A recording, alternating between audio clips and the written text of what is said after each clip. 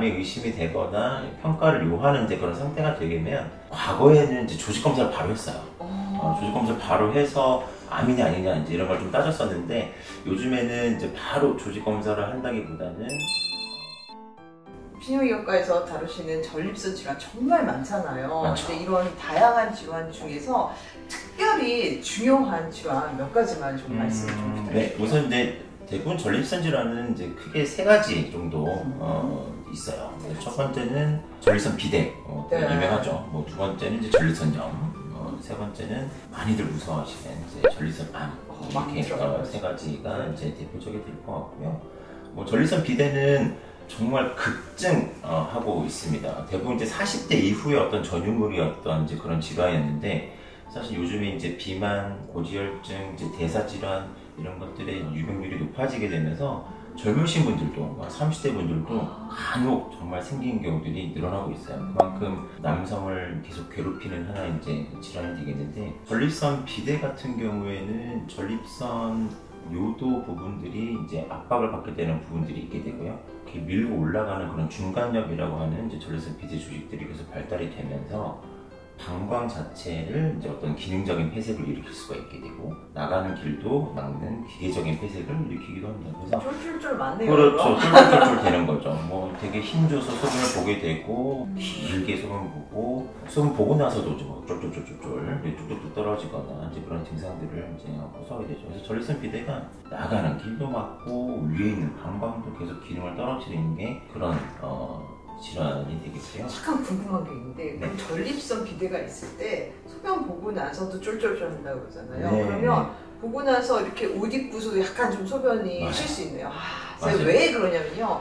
제가 이제 예전에 학창 시절에 국사를 가르친 선생님이 계셨는데 늘 이렇게 앞부분에 분필 자국과 함께 뭐가 물이 묻어 있어요. 전 여학생이라서 아니 왜 손을 씻고 물을 여기다 닦는 거야? 저는 이렇게 생각했거든요. 근데 지금 생각하니까 그거 아니었던 것 같아요. 네. 그렇죠? 네. 그럴 수 있겠네요. 뭐 보지는 못했지만 이제 대부분 남자들이 팬티를 입거나 할 때 이제 소변이 뚝뚝 떨어져서 이제 불편한 증상들을 겪게 되거든요. 그게 배뇨 후에 생기는 점적 증상이라고 이제 정확한 명칭이 이제 그렇게 되는데 정말 삶의 질을 많이 떨어뜨리는 그런 증상 중에 하나예요. 그래서 남자분들이 잔뇨감이라고 오해하는 그런 경우도 있어요. 잔뇨감이 있어요. 그러면 대부분 우리는 소변이 안 시원하군요 라고 하는데 이제 그런 게 아니라 배뇨 후에 이제 그런 점적 증상을 그렇게 이제 부르는 이제 그런 경우도 있는데 뭐 전립선의 문제 상당히 이제 연관성이 있고요. 좀 흥미로운 거는 이제 남자 요도를 보면 전립선 요도를 지나서 이렇게 꺾이거든요. 근데 그게 이제 구부 요도라고 하는데 구부 요도가 나이가 좀 들면서 그 해면체 조직이 조금 이제 쪼그라들어요. 그래서 이제 그런 구부 요도 부분들이 좀 넓어지면서 소변이 거기 좀 이렇게 고여있다가 또 이렇게 뚝뚝뚝 떨어지는 증상들이 생기게 되죠. 대부분은 이제 어떤 간단한 피 검사라든지 뭐 소변 검사 아주 중요한 이제 그런 초음파를 통해서 이제 진단을 하게 되어 있고 치료는 이제 우리가 약물 치료를 당연히 처음에 이제 추가를 하겠죠. 아무래도 이제 막고 있으니까 이제 요도를 넓혀줄 수 있는 이제 그런 이제 알파 차단제 같은 약들을 쓰게 되고 우리 대부분 이제 전립선이 이제 부피가 정상 범위가 한 15에서 20g 정도 되는데 나이가 들면서 점점 커져요. 근데 우리가 한 70대 정도 됐을 때는 한 31에서 한 33g까지 자연적으로 커지게 되거든요. 근데 그런 30g이 넘어가는 전립선들 같은 경우에는 또 이제 전립선의 크기를 줄여주는 약제들이 있어요. 그런 것들을 이제 복합해서 쓰게 되는 경우들이 있게 되고요. 대부분 한 6개월에서 한 1년 정도 약물 치료를 하게 되는데 약물 치료의 이제 효과는 이제 전립선의 크기를 줄여주는 약제 같은 경우에는 한 20% 정도 줄여주는 게 하나의 목표예요.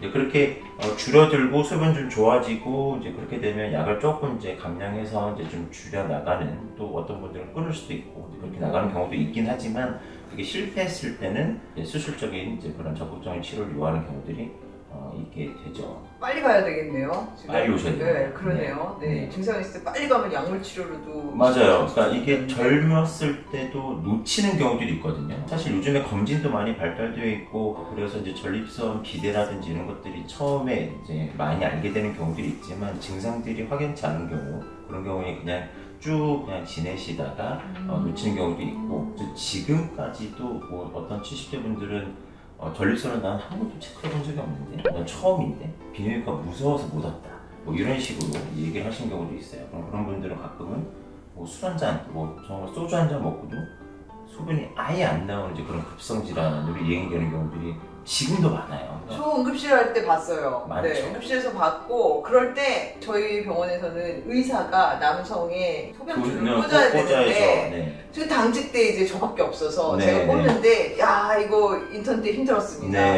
이게 전립선 비대였구나. 이렇게 꽂아도 들어가야 말이죠. 잘 안 들어가죠. 힘들었어요. 그래서 비뇨기과 전공의 선생님이 오셔서 줘봐! 그러고 되게 멋있게 쫙 넣던 그런 생각이 나요. 맞아요. 네. 잘 안 들어가는 경우가 많고 네. 그러니까 그만큼 이제 전립선이 커지게 되면 유도가 좁아지기 때문에 이제 그런 일들이 발생을 하게 되는 거고요. 어떤 이제 전립선 자체가 그만큼 어떤 증상들이 있을 때는 빨리 병원에 오셔가지고 상태 파악을 하시고 조기에 약물 치료 또는 뭐 수술적인 치료 상황에 맞게 비뇨기과 선생님하고 상담해서 결정하시면 될 것 같아요. 두 번째는 이제 전립선염 이라고 하죠. 전립선염은 정말 젊으신 분들도 너무 많고요. 50대 미만에서는 정말 흔한 전립선 질환이고 대부분 이제 전립선염 같은 경우에는 면역력이 떨어지거나 뭐 스트레스 많이 받거나 잠 못 자거나 내가 계속 몸이 좀 안 좋아지는 그런 방향성을 탈 때 꼭 우리 목 붓는 것처럼 전립선이 부어요. 전립선이 부으면 정말 다양한 증상들이 생겨요. 어떤 분들은 요도끝만 불편한 경우도 있고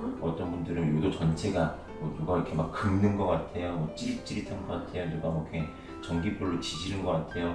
뭐 고환도 엄청 묵직하거나 여러 가지 그런 골반의 자극 증상들이 생기게 되니까 나 이게 뭐지?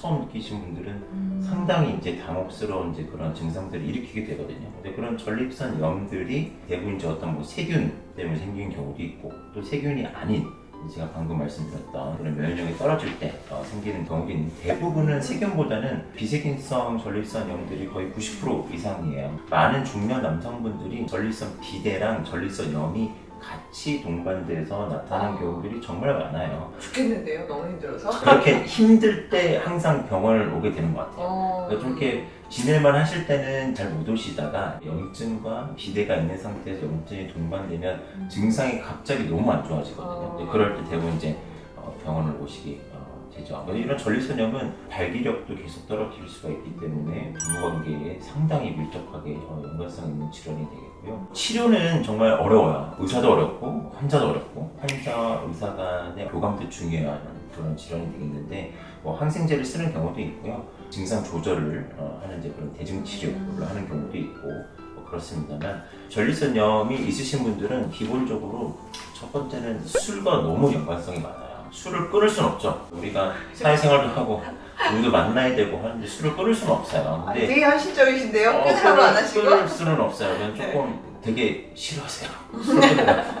술을 전 절주하라고 말씀드려요. 그러니까 이 전립선염이 있으면 이 느낌들이 와요. 내가 어제 술을 먹었더니 소변도 좀 안 좋아지는 것 같고 잔뇨감이나 그런 불쾌감이 들면서 좀 안 좋아지네 라고 했을 때 내가 이게 전립선염이 생기려고 하는구나 라고 인식을 좀 하셔서 계속 달리시면 안 되는 거죠.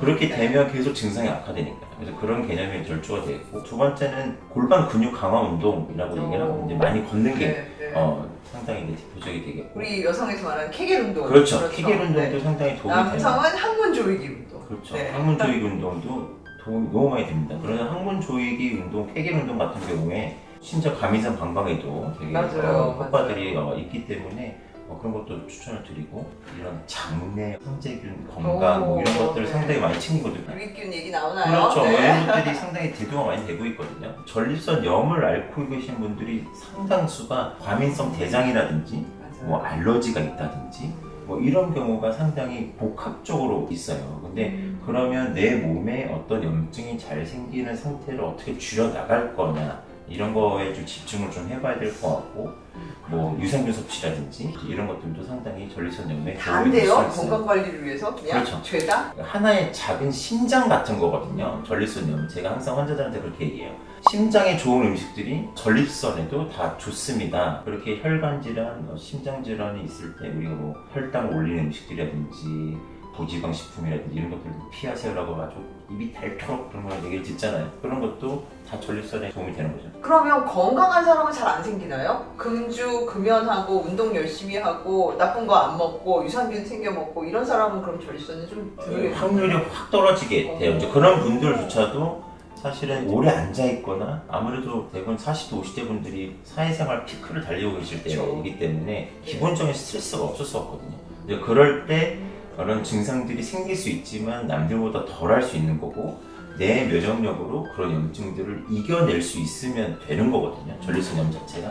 근데 그렇게 면역력이 떨어지게 되니까 내 몸의 염증성 단백질들은 염증이 더 잘 생기는 상태가 되고 그러니까 그런 증상들을 내가 이겨내지 못하게 돼서 원내로 오시는 경우들이 이제 많게 되는 거죠. 네. 얘기 들어보니까 생각보다 되게 복잡하고 무섭고 생각보다 많은 분들이 정말 예민해져 있어요. 정말 이런 전립선염 환자분들은요, 뭐 거의 너무 예민해져 있어서 심지어는 난폭해지는 경우도 있고 악순환 도는 거죠. 어떻게 보면 그런 증상들이 계속 생기게 되고 나는 이런 증상들에 더 막 초점을 맞추게 되고 이 병원 저 병원 다니면서 그렇죠. 원장님 말씀 드리면서 좀 이해가 가는 게 저는 이제 그 반대에 불만을 가는 여성들을 얘기를 들으니까 아니 젊은 여성이 왔는데 뭐 해서 안 된다고 몰라요. 남자친구 또 전립선 때문에 병원 갔는데요. 또 그렇대요. 그래서 아니 뭐 염증 때문에 그런 거 아니었냐고 그랬더니 또 그런 건 아니래네요. 몰라요. 성관계 못해요. 저희 이렇게 되게 불만을 토로하는 젊은 여성분 또 중년 이후인데 아 남편이 도무지 안 된다. 짜증만 낸다. 내가 그렇게 조금만 눈치만 보도 영 신경질을 낸다 했는데 저 이제 남성 입장에서 좀 이해가 갈 것 같아요. 네. 이렇게 괴로우니까 그쵸? 네. 네. 세 번째는 이제 전립선 암이죠. 뭐 워낙 유병률이 급증하고 있죠. 이 질환 자체도. 2022년도 이제 예측 통계에서는 이제 전립선 암이 이제 남성암 1위로 이제 아마 이제 올라설 것이다라고 이제 예측을 하고 있을 만큼 많이 증가하고 있습니다. 근데 전립선 암은 조기 검진이 상당히 중요합니다. 전립선 암을 진단할 때는 기본적인 검사가 이제 PSA라고 하는 이제 피 검사가 있고요. 두 번째는 의사들이 항문에다가 손가락을 집어넣어요. 전립선 만져봐서 어떤 딱딱한 결절이 있는지, 뭐 모양은 어떤지 의사들이 이제 경험을 토대로 이제 판단하게 되어 있고요. 세 번째는 이제 초음파. 기본적으로 이제 세 가지 검사를 하시게 되거든요.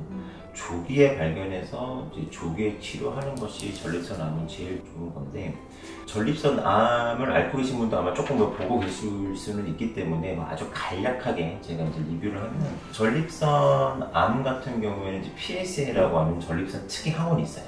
전립선을 싸고 있는 그런 상피세포의 효소라고 이해하시면 되고요. 뭐 정액을 액화시켜주기도 하고 중요한 효소들이죠. 전립선 내에만 있어야 되는 그 효소 자체가 전립선에 문제가 있게 되면 아무래도 이제 혈중으로 유출이 되겠죠. 그래서 피에서 피검사에서 PSA가 올라가게 됩니다. PSA가 올라서 병원에 내원하시는 경우도 있게 되거든요.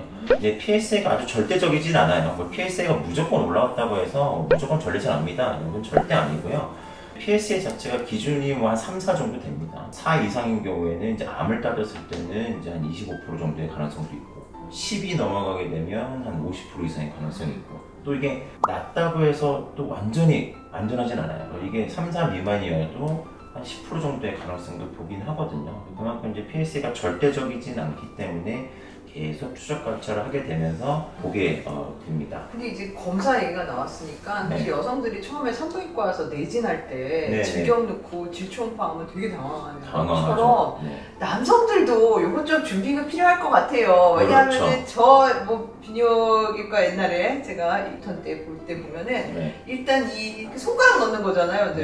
이렇게 엎드린 상태에서 엉덩이 빼고 손가락 넣는데 이거 남자 입장에서는 조금 창피할 수 있고요.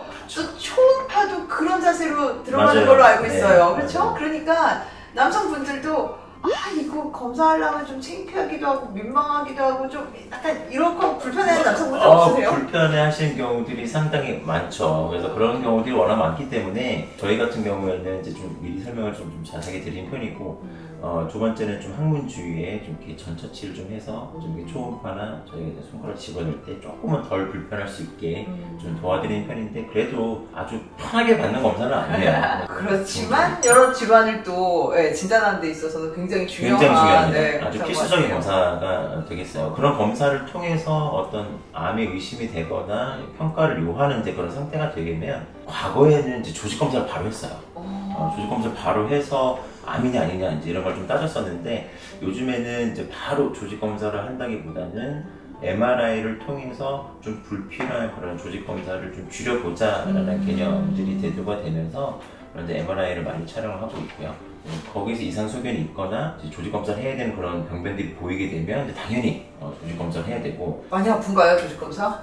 엄청 힘들어 하십니다. 원래는 마취를 하거나 이제 그렇게 진행하는 검사는 아니에요. 근데 대부분 이제 외래 베이스로 그냥 국소 마취 정도 하고 이제 조직 검사를 하게 되는데 상당히 환자분들이 힘들어해서 마취를 좀 해드리는 경우도 있고. 조직 검사하기 전에 미리미리 병원 가는 게 정답이겠네요. 정답이죠. 그렇죠? 네. 아픈 조직 검사 하시기 전에 진료 잘 받으셔야 될 것 같아요. 네. 전립선암은 진짜 그런 조기 검진이 상당히 중요해요. 조기 검진을 통해서 이제 그렇게 조직 검사가 확진이 됐다. 그러면 이제 뭐 여러 가지 치료 방법들이 있거든요. 그걸 다 지금 설명드릴 수는 없지만 정말 여러 가지 치료가 같이 들어가야 줘야 되는 전립암이거든요. 전쟁할 때 총하고 칼만 가지고 이렇게 싸울 수는 없죠. 그렇죠. 뭐 미사일도 필요하고 요즘 무슨 생화학 무기도 필요하고 뭐 여러 가지 그런 무기들이 필요한데 전립선암이 딱 그런 케이스예요.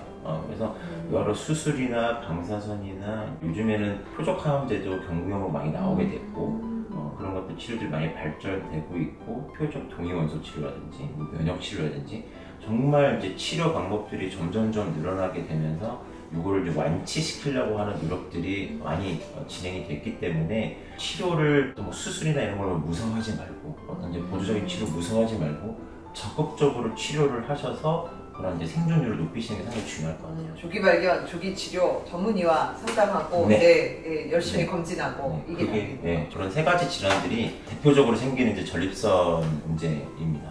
네, 알겠습니다. 네. 네.